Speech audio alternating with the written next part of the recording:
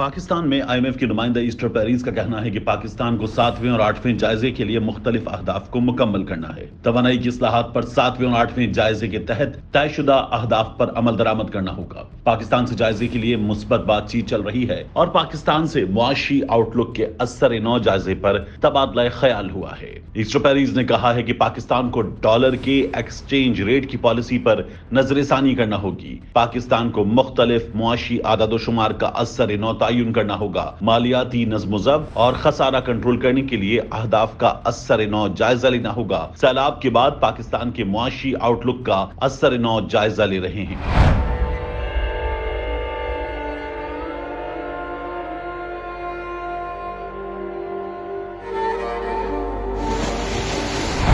उन्होंने कहा कि पाकिस्तान से मजीद बातचीत जारी रखना चाहते हैं। सैलाब मुतासरीन की इंसानी हमदर्दों की बुनियाद पर जरूरियात का एहसास है। पाकिस्तान से सैलाब मुतासरीन की रिलीफ के लिए पॉलिसीज पर बातचीत हुई है। पाकिस्तान को अंदरूनी और बैरूनी अदायगियों के लिए फाइनेंसिंग को मलहूज खातिर रखना होगा।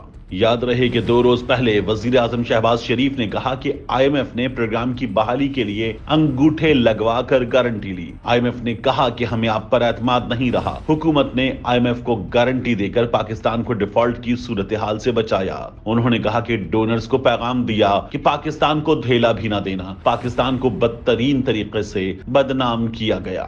इस सूरत हाल में इसहाक डार का कहना है कि रूस से सस्ता तेल लेने पर पाबंदी हट गई है। 30% सस्ता तेल मिलेगा। इंटरनेशनल मॉनेटरी फंड की नई किस्त के लिए तमाम मामलात पूरे हैं। सऊदी अरब ने भी पाकिस्तान की माली मदद का ऐलान कर दिया है। इसहाक डार ने कहा कि हुकूमती पॉलिसी ये है कि पेट्रोलियम मसनूआत की कीमतें कम नहीं करें तो बढ़ाएंगे भी नहीं, लेकिन पेट्रोलियम मसनूआत पर 50 रुपए वाली कमिटमेंट माजी की है, वो कमिटमेंट पूरी करना होगी। पाकिस्तान इस वक्त शदीद माली बहरान का शिकार है और ज़र मुबादला के ज़खायर खतरनाक हद तक गिर गए हैं। इस सूरत हाल पर गौर के लिए हंगामी इजलास में वफाकी काबीना अहम तरीन फैसले कर सकती है। शहबाज शरीफ ने वफाकी काबीना का हंगामी इजलास आज तलब किया हुआ है।